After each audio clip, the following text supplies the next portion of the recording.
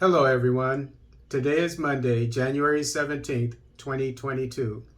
Ituri, a dozen civilians killed by rebels in Irumu. This article is taken from 7 Sur 7. The rebels of the Cooperative for the Development of Congo, CODECO, and their allies are accused of having killed 11 civilians in Irumu Territory, Ituri, the night of Saturday to Sunday, January 16th, 2022. The head of the Baboa Bakoe chiefdom, contacted by 7 Source 7 CD, explains that the attackers would have taken advantage of the absence of the armed forces of the Democratic Republic of Congo, FARDC, in the village of Kokonyange to commit the acts. For the moment, we have the provisional total of 11 civilians killed by the attackers and 10 wounded.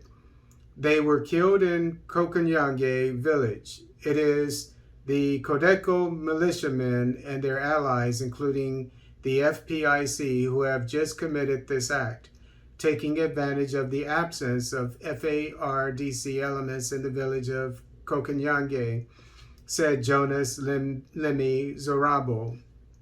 He reassures that for the moment, the military forces that have intervened are chasing the enemy into the entrenchment. Currently, the elements of the FARDC pursue the enemy in the place of retrenchment. The military administrator of the territory, am trying to see how to appeal to the population to return and go about their business freely because everything is under the control of the security service, he specified.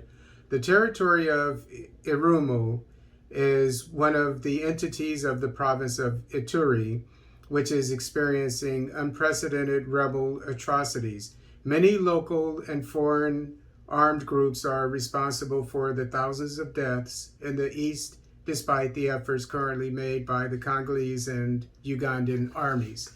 And in case you didn't know, in November, after the attacks in Kampala, a suicide attack, and that killed, I can't remember how many, but it was a major attack to the Ugandan capital. And so right after that, the Ugandan military teamed up with the DRC military, and they had an offensive, and then they had many successes, did a lot, and they're still there. The operation is still ongoing. And what this, it's near the border of Uganda, at the northeastern corner of DRC, and this particular area is north of where most of the action has been. And so, as this article pointed out, that area was left alone by the offensive of the Ugandan military and DRC military. And so the insurgents took advantage of the absence of the military to kill villagers, unfortunately. And it goes back to what I was saying as a retired military police. I'll put things very simply. What happens during war, and this is, in my opinion, considered war, the same principles apply.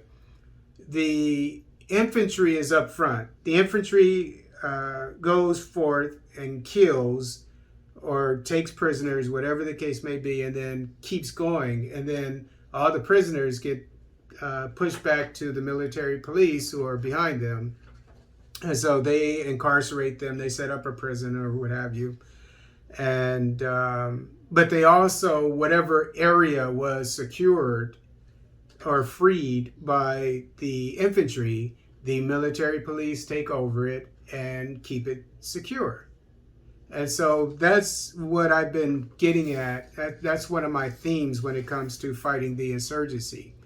What needs to happen is we need enough boots on the ground to not only secure these places, but to keep them secure and to continue to provide security for these places. Because think about it, if the insurgents were there at one time, what makes you think that they're not going to come back if you leave?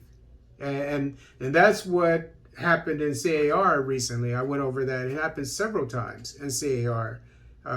So what's the point? The point that I'm trying to get at is, and I'm going to harp on this until the 50 some odd sub-Saharan African nations get the point. The countries that are at peace, that don't have an insurgency, they need to team up with the countries that do have insurgencies. There aren't that many. There are several. Too many. Somalia, Nigeria, CAR, here in DRC in the Northeast, etc. Mali.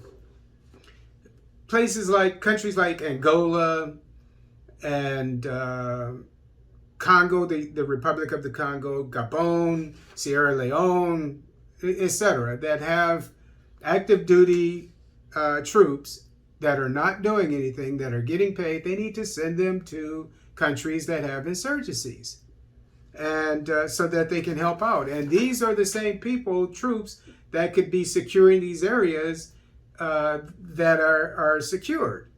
So this is a good example of what I've been harping on, that the more, more hands make the load lighter, is the saying we have in the United States. The more troops we have, the more successful and the missions are going to be, and the quicker we're going to be able to get rid of these insurgencies. And I would argue the reason why these insurgencies, like in Somalia, are Nigeria, even though Buhari is doing a great job, the reason why they're remaining is because there aren't enough boots on the ground.